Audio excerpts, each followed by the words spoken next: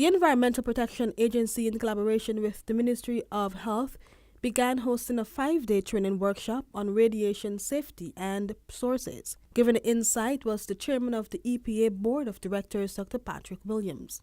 This training program is conducted by the EPA in collaboration with the Ministry of Health and also the trainers who are members of the International IAEA, the International Atomic Energy Agency. There are two of them.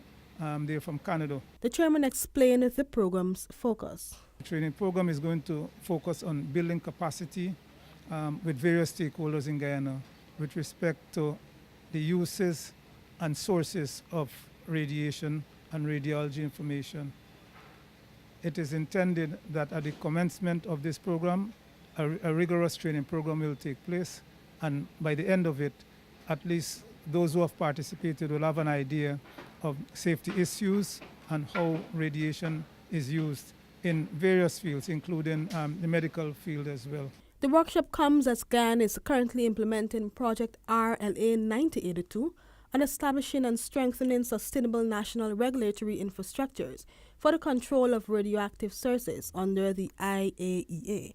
The one-week training is one of several initiatives in partnership with the IAEA.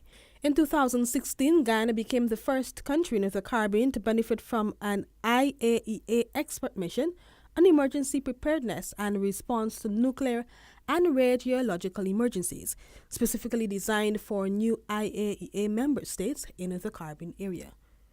Alexis Rodney for InfoHub.